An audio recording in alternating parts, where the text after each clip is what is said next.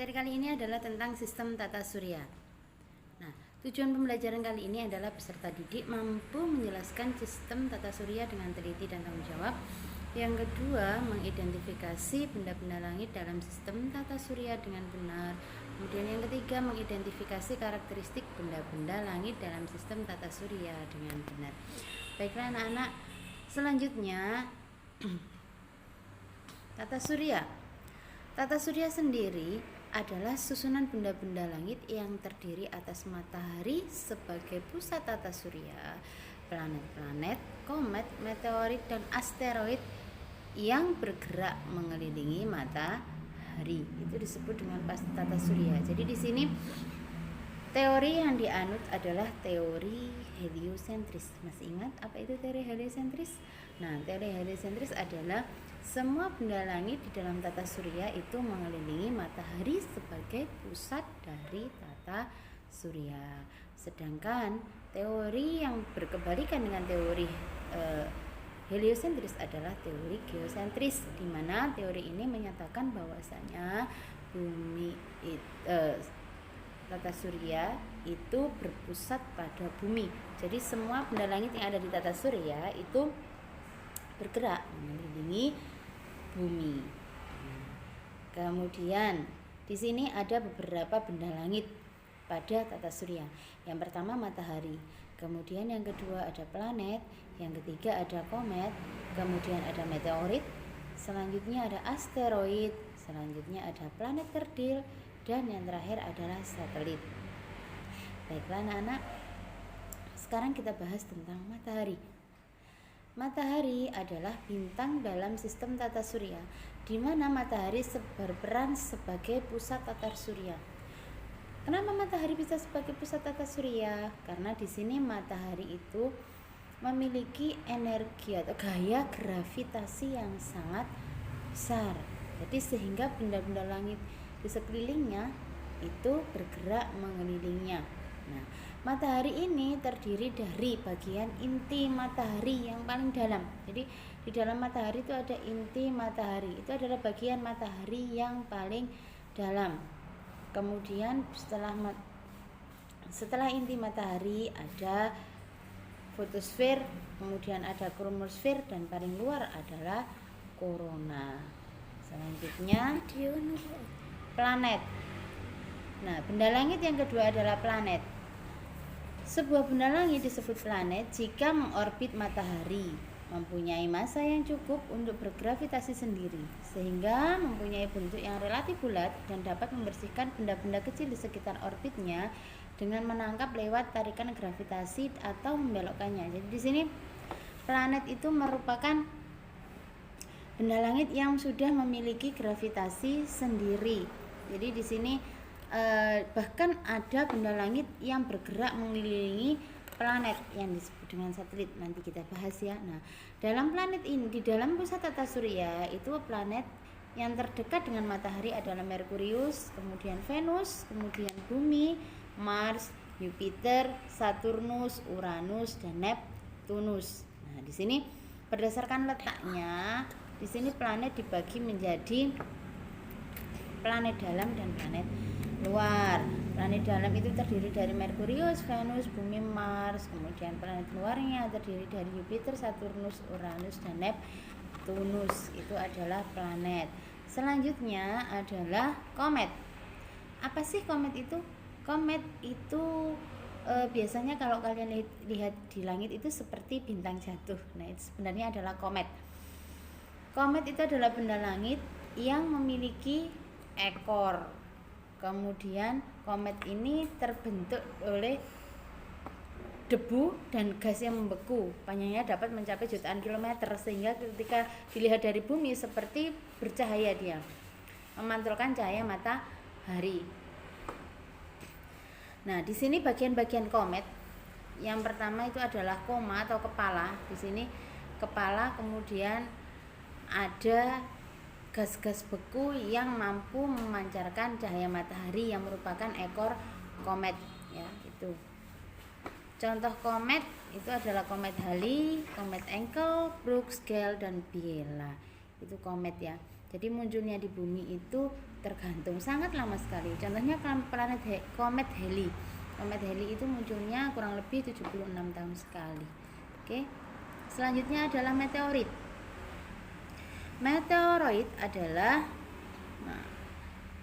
benda langit dengan ukuran bervariasi. Jadi semua benda langit itu selain planet itu namanya meteoroid ya. Seperti batu-batu kecil di langit itu namanya meteoroid. Nah, meteorit ini berdasarkan klasifikasinya itu dibagi menjadi dua. Ada meteor. Meteor itu adalah meteoroid yang jatuh di bumi dan terbakar. Meteor itu ya. Jadi meteor adalah meteoroid yang jatuh ke bumi dan terbakar, sehingga dia tidak sampai ke permukaan bumi tapi terbakar oleh atmosfer bumi. Itu meteor. Yang kedua adalah meteorit. Meteorit adalah bagian meteor yang sampai ke permukaan bumi. Meteorit ada yang berukuran sangat besar dan bermassa puluhan ton. Ya, ada yang jatuh ke permukaan bumi membentuk kawah meteor namanya ya. Bentuk gambarnya seperti itu. Nah, itu ya. Itu karena apa? Itu karena terbakar oleh atmosfer bumi. Selanjutnya adalah asteroid. Asteroid di sini adalah benda-benda langit yang bergerak mengelilingi matahari dan cukup banyak jumlahnya mengorbit antara Mars dan Jupiter, gitu ya. Jadi orbitnya itu antara Mars dan Jupiter membentuk yang namanya sabuk asteroid. Nah, ini letak orbitnya sejajar dengan ekliptika bumi dan terletak di antara orbit Mars dan Jupiter. Ya. Asteroid terbesar itu ada Icarus, Ceres, Pallas, Juno, dan Vesta. Jadi di situ kumpulan asteroid yang bergerak mengelilingi matahari dengan orbit di antara Mars dan Jupiter itu membentuk sebuah sabuk asteroid. Itu ya. Jadi di sini pengelompokan planet ini juga bisa berdasarkan sabuk asteroid ya. Jadi Merkurius, Venus, Bumi, Mars itu termasuk planet membumi atau planet-planet yang memiliki ciri-ciri seperti bumi.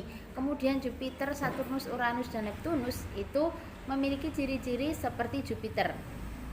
Sehingga keempat planet antara matahari sampai sabuk asteroid itu disebut dengan planet terestrial, sedangkan antara luar dari sabuk asteroid merupakan planet Jovian namanya ya, planet besar atau planet Jovian. Oke, selanjutnya adalah satelit.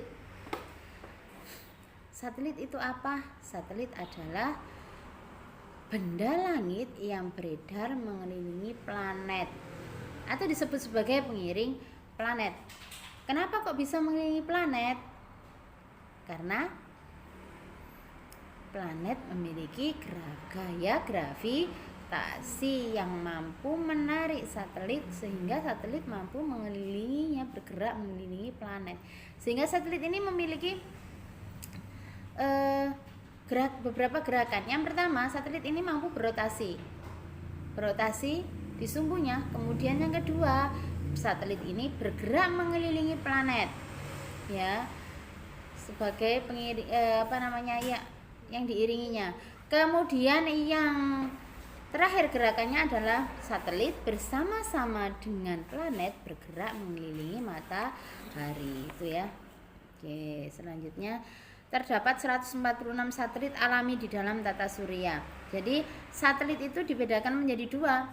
Di situ tampak ya di gambar ada satelit alami dan satelit buatan. Kalau satelit alami itu satelit yang secara alami sudah ada di alam, tidak diciptakan oleh manusia. Jadi di sini satelit alami contohnya adalah bulan. Bulan sudah ada secara alami. Nah, sedangkan satelit buatan itu adalah satelit yang sengaja dibuat oleh manusia untuk berbagai keperluan manusia. Contohnya adalah satelit Palapa yang digunakan untuk keperluan komunikasi. Banyak sekali. Setiap negara biasanya memiliki satelit sendiri sebagai sarana komunikasi, gitu ya. Oke, selanjutnya adalah planet kerdil atau dwarf planet. Apa sih planet kerdil itu? Nah, planet kerdil adalah benda langit yang hampir mirip dengan planet biasa, tapi ukurannya sangat kecil. Terdapat 3 syarat agar sebuah benda langit bisa disebut planet kecil. Syaratnya yang pertama, mengorbit mengelilingi matahari. Jadi tetap planet kerdil adalah planet yang mengelilingi matahari. Kemudian memiliki massa yang cukup dan memiliki gravitasi yang sendiri. Jadi planet kerdil juga memiliki gravitasi sendiri. Berbentuk hampir bulat, tapi bukan satelit dan belum membersihkan area di sekitar orbitnya. Jadi di sini masih banyak benda langit yang menabrak planet kerdil ini. Jadi belum bisa membersihkan area di sekitarnya. Tapi kalau kategori planet itu mampu membersihkan area sekitarnya. Contohnya meteorit yang mau jatuh ke bumi itu dia akan terbakar di atmosfer bumi. Jadi bumi mampu membersihkan area di sekitar orbitnya. Itu ya, dengan cara apa? Dengan cara menarik meteorit atau dengan cara membelokkan arah orbit dari meteoritnya. Tapi untuk planet kerdil tidak, dia tidak mampu membersihkan area di sekitar orbitnya. Itu. Demikianlah materi kali ini. Semoga bermanfaat untuk semua. Saya akhiri. Assalamualaikum warahmatullahi wabarakatuh.